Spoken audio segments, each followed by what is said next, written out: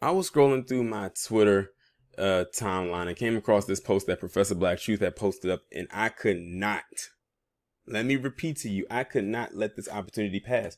I told y'all we are in for an interesting 4 years, and creepy Jim Crow Joe, Mr. Touchy Feely, and Clown Mala haven't even been officially inaugurated into their positions as of yet. It's still December.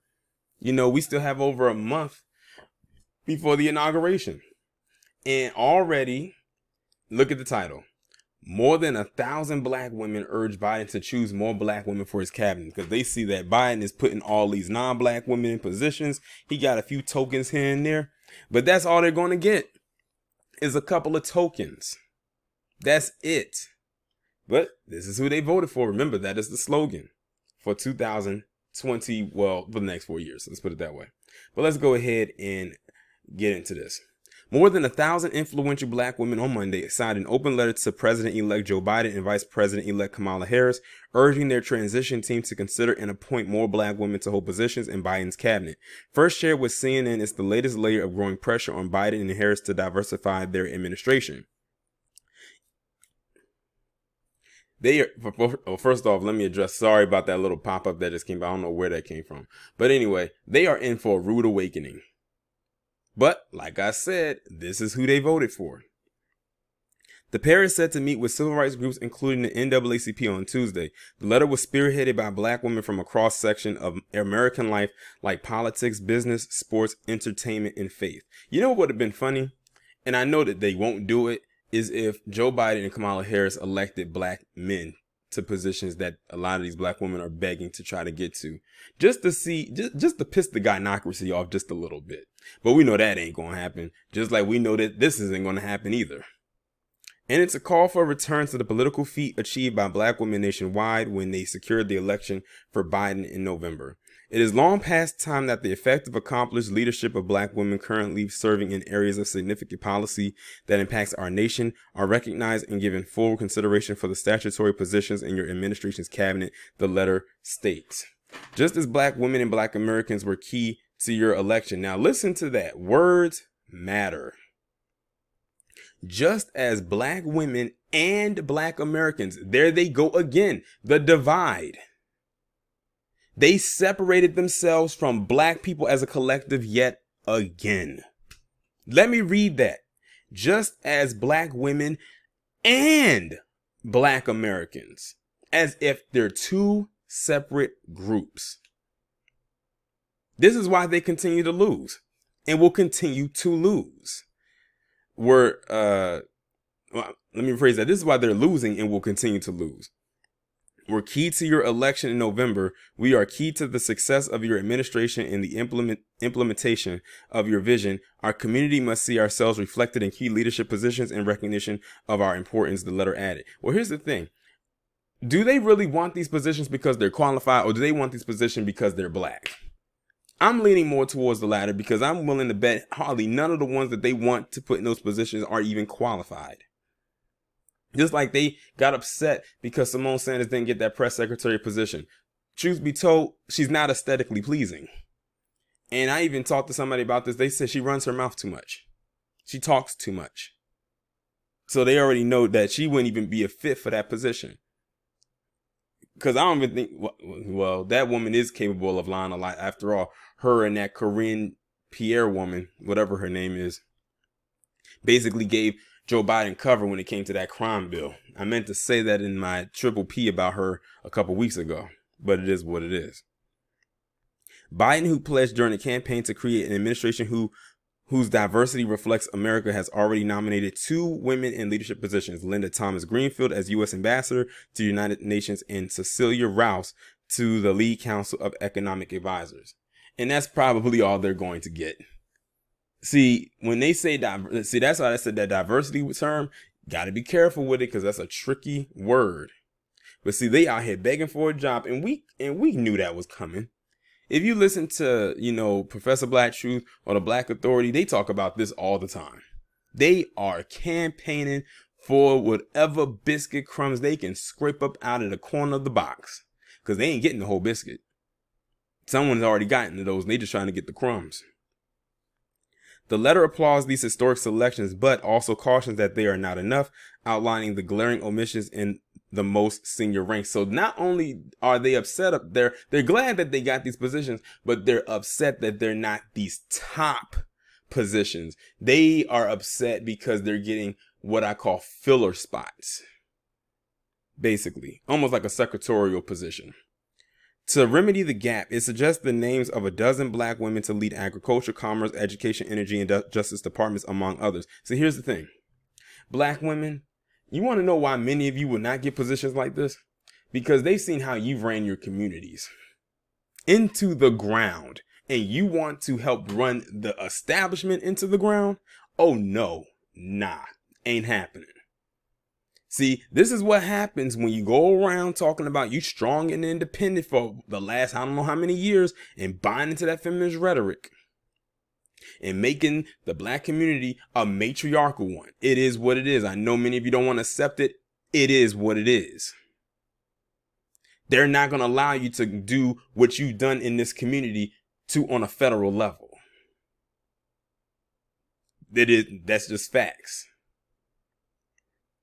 So they're going to put you in a position just so they can say they put you there. You're nothing but, how can I put it? A quota, a percentage to them, because they have to put you. They didn't have to put you anywhere. Honestly, they probably did it so, okay, maybe now they can just shut the hell up and get out of our face, but you keep coming back. And then you got a question, if you do get that position, how long will you be there before you get removed and get replaced by, say, a PC woman? Or an Indian woman, or, you know, a Native woman, you know, the people that Kamala Harris actually likes, the people that Joe Biden actually likes.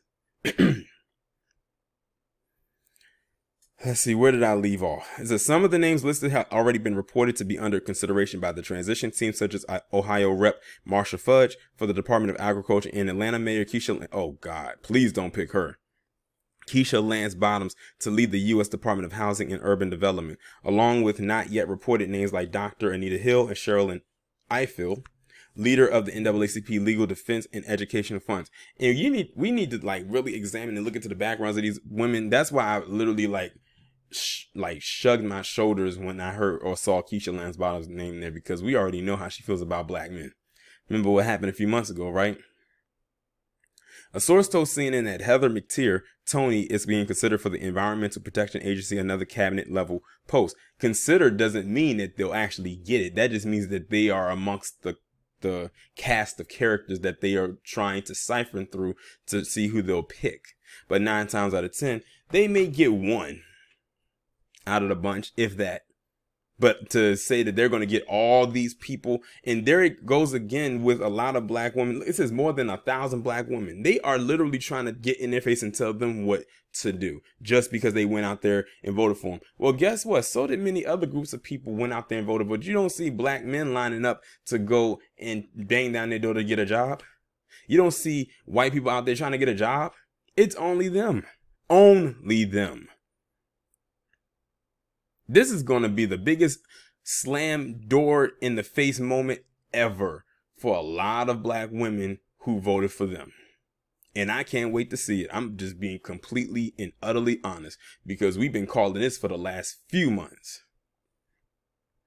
We are hopeful that President-elect and the Vice President-elect will continue this trajectory by appointing black women to head statutory cabinet agencies where they will have the budgets, the personnel, and the policy-making authority to effect real change in the lives of the American people. Bishop Leah Daughtry, a signee of the letter and veteran political operative, told CNN in an interview. The effort was led by #WinWithBlackWomen. I don't know how much of that hashtag is actually supposed to be that effective, but okay. A network of more than 1,200 black women leaders that formed in August to speak out against the often sexist language circulating about the black women who were being considered by Biden to be his vice president. Because remember, they strongholded him to pick her, to pick Clown Mala, and she's not even technically a black woman, but they'll accept her. Excuse me. The group wrote a letter at the time to urge him to choose a black woman as his running mate. Black women played an irreplaceable part in Biden's electoral success, with 90% of black women voting for Biden in November, according to CNN's exit polling. Black women also formed an expansive network of political outreach and political contributions, particularly after his selection of Harris, the first, I'm not even going to call her black, we're going to say the first WOC, and South Asian woman, now that's more like it, to be nominated as vice president by a majority political party. And black women led by Stacey Abrams were particularly pivotal in Biden's victory in Georgia, a state that hadn't gone for Democrats since 1992. Jataka Edie, hashtag Win with Black Women, founder and CEO of Full Circle Strategies. I didn't know that there was that you could be a founder of a hashtag, but okay. Gave to Democrats in November in their ongoing work to win 2 Senate seats, in essence flipping control of the body back to Democrats. Equally as black women are able to help win elections in America, we are also quite ready and capable to lead America. Again, that's going back to how our communities are looking. And you think they want to give them a federal position to bring that rhetoric of what has been done in these communities to the grand stage? That ain't gonna work. There will be so much pushback, so much pushback. I can see it right now, and it's not even. Of course, it'll have some racial undertones there and overtones, but coming from us, we'll see it from a different lens. Let's see here. Other signees include Melanie Campbell, the president and CEO of National Coalition on Black Civic Participation, who will also be in the civil rights meeting on Tuesday. CNN political commentator, good God, Angela Rye. Another disappointment. She the People founder Amy Allison and Karen Finney, who was the strategic communications advisor and senior spokesperson for Hillary Clinton's 2016 campaign, and is also a CNN political commentator. Pressure for Biden to have a diverse cabinet has grown on the president-elect over the last month, sources told CNN, with more mounting after he named 2 white nominees to 2 of the highest profile cabinet positions, Treasury Secretary and Secretary of State. The fact that they have to put pressure on Joe Biden and Kamala Harris to do this lets you know that Joe Biden and Kamala Harris do not want to do that.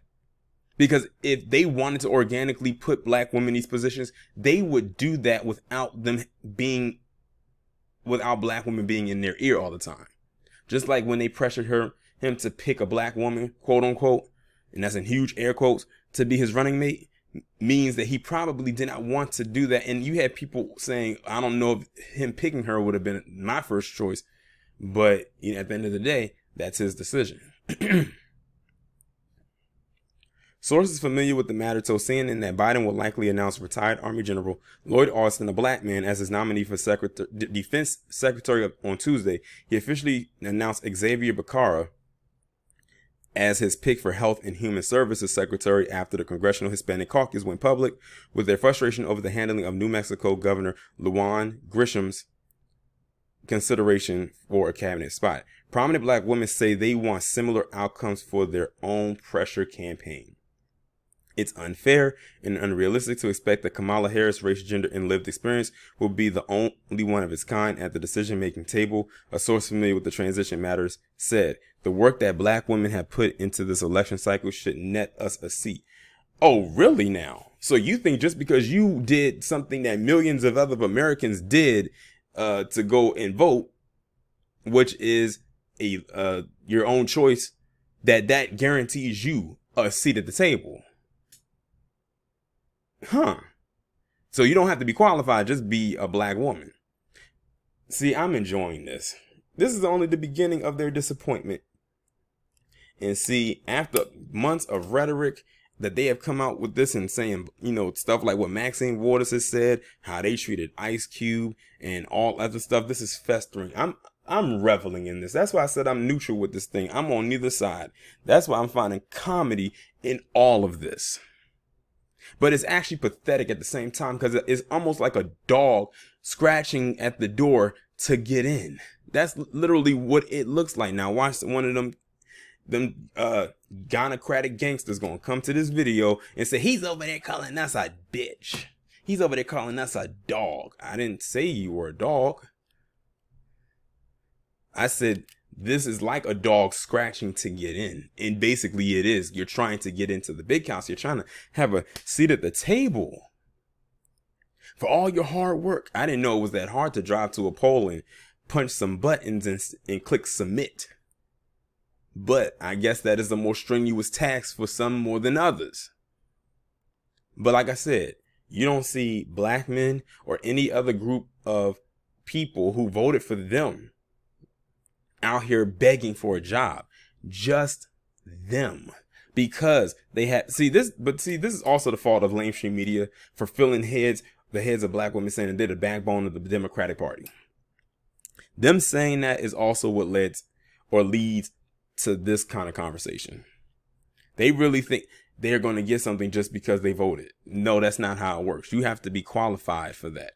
Oh, I get it. They think that Joe Biden is going to do the same thing that Trump did and put people in there that's not qualified.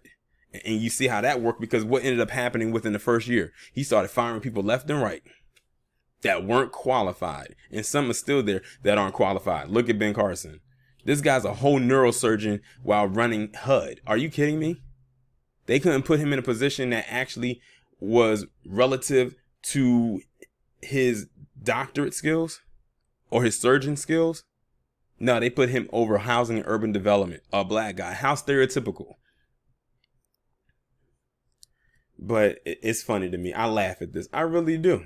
This is going to bite them in the face, and, well, maybe shit in their face and bite them in the ass, however you want to put it. But that's all I have for this right now. Y'all let me know what y'all think about this down in the comments. Like, share, subscribe, and I'll talk to you in the next one.